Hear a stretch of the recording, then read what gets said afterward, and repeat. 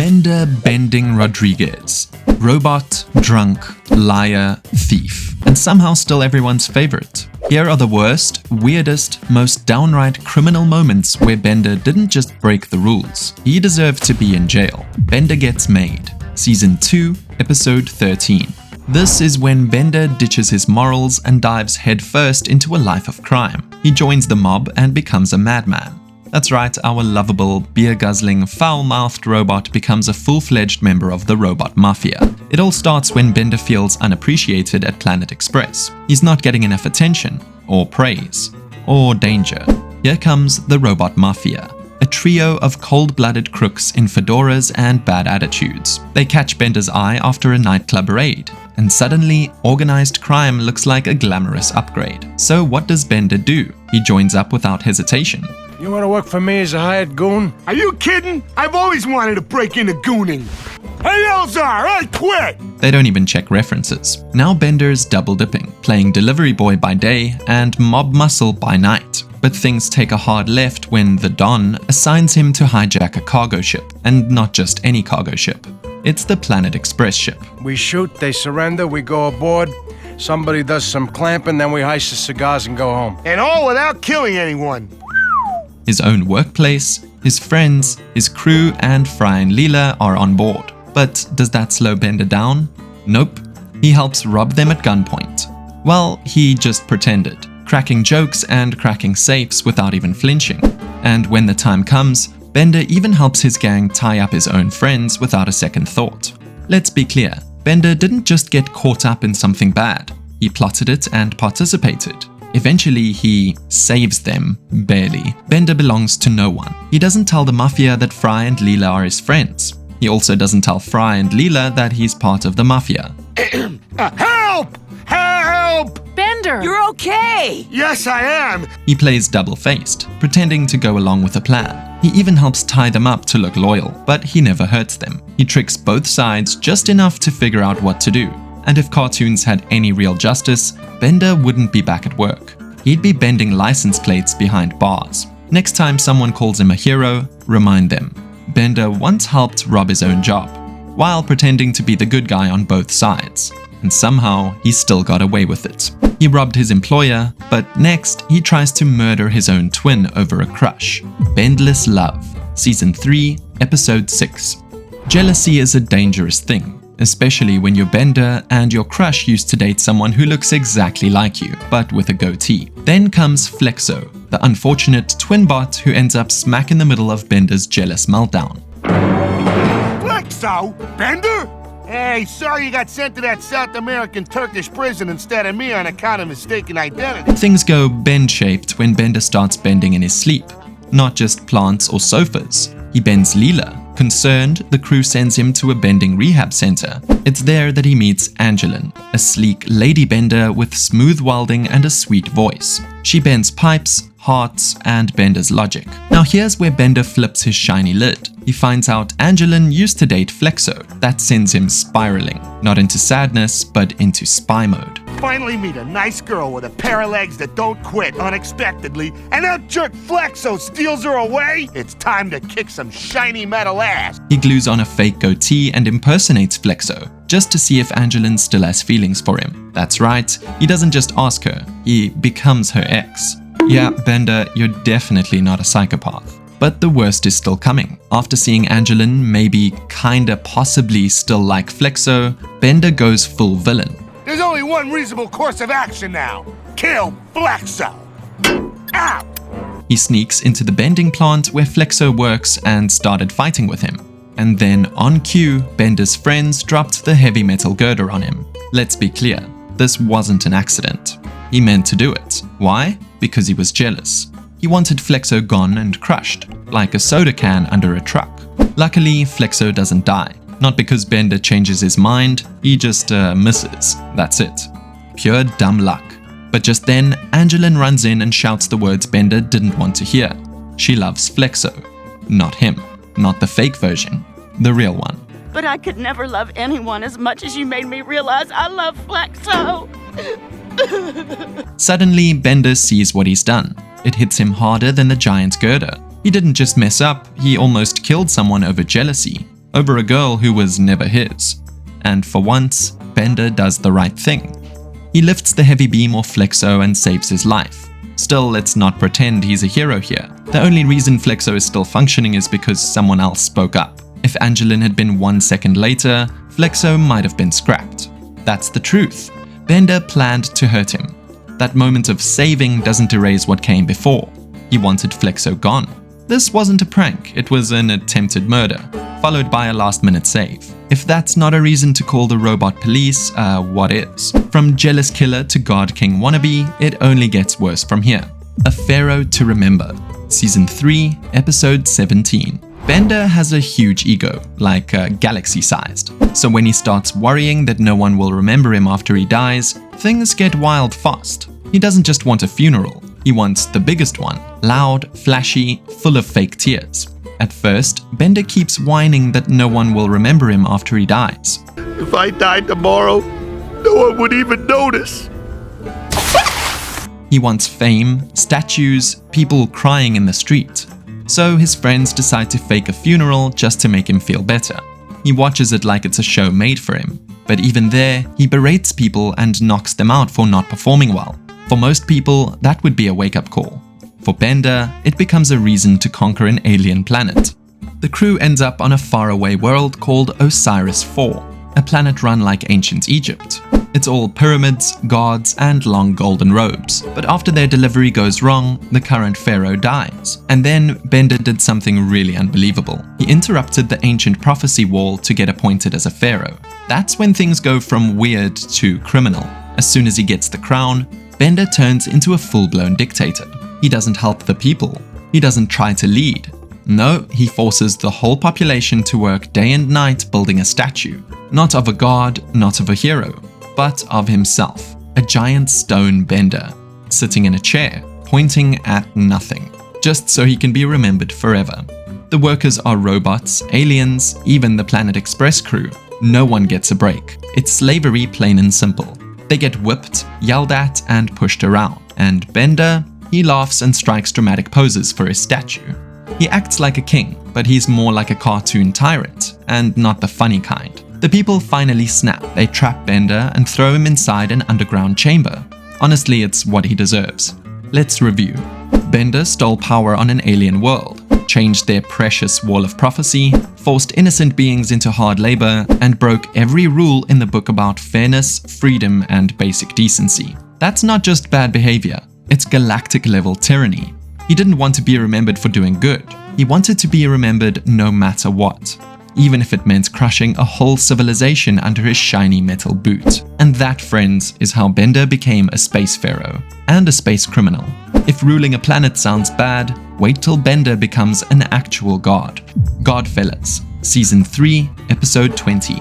Bender wasn't looking to become a god. He got shot out of a torpedo tube during a space fight and ended up drifting through space. Instead of reflecting on his life, he finds something much smaller and worse. A tiny group of aliens called the Shrimpkins build a village on his shiny metal body.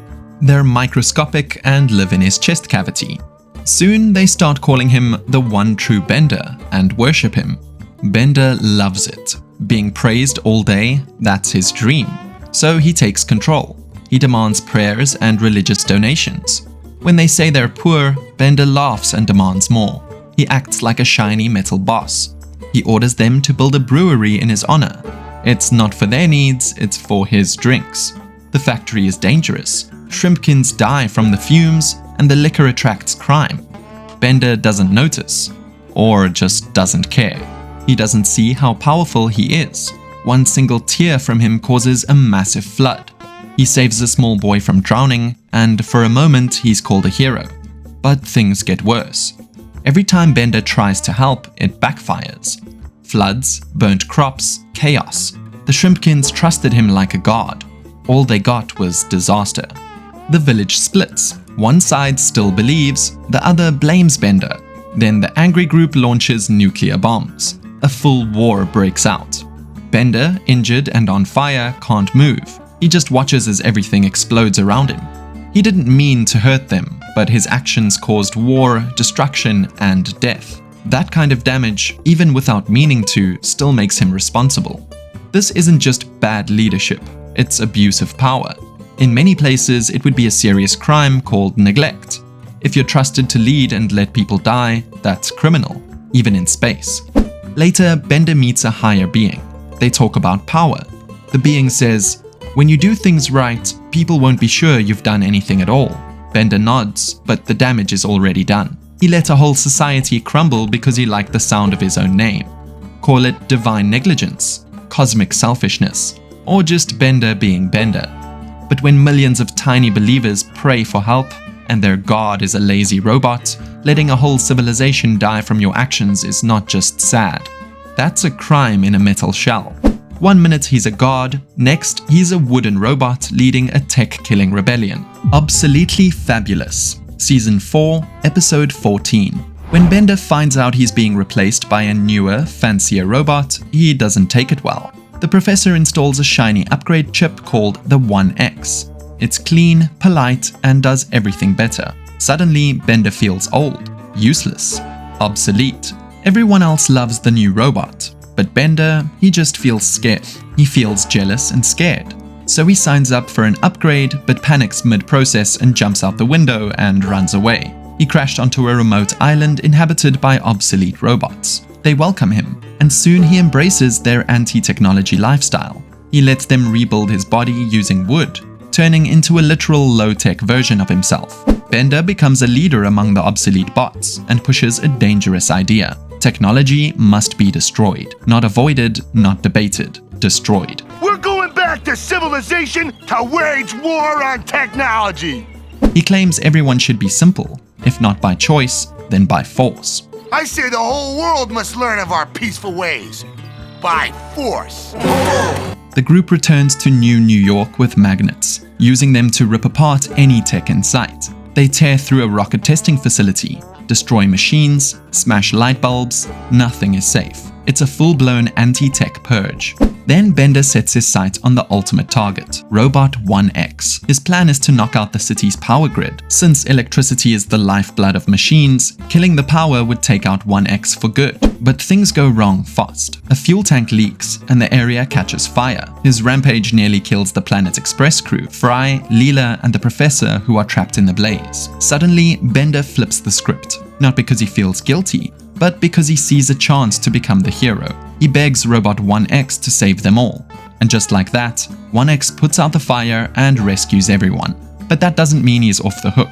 Bender's idea of a worst-case scenario wasn't about being replaced. It was about burning down civilization and nearly murdering his best friends. If thought crimes counted, he'd be serving time already. Jail feels pretty fair. Bender almost killed his crew. Now he's teaching kids how to rob stores. Bender should not be allowed on television. Season 4, Episode 6. This is the episode where Bender becomes a TV star.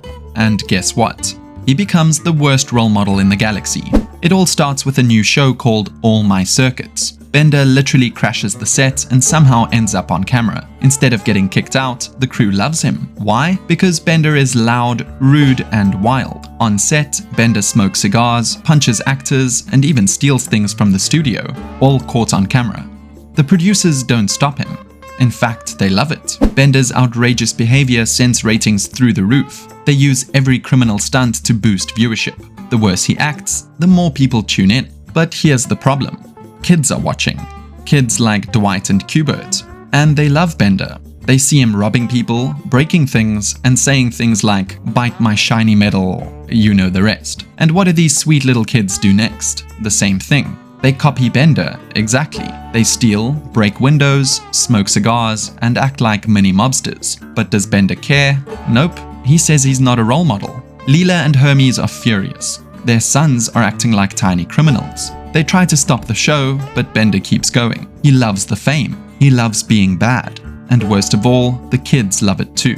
It gets so bad that Qbert and Dwight actually plan to rob a store. We'll rob Bender! TV gave us the idea. They get caught. Bender sees this and finally feels a little bad. Bender should not be allowed on television. Bender must be stopped. So he goes back on live TV and says crime is wrong. So you should sometimes close the TV if something unethical is there.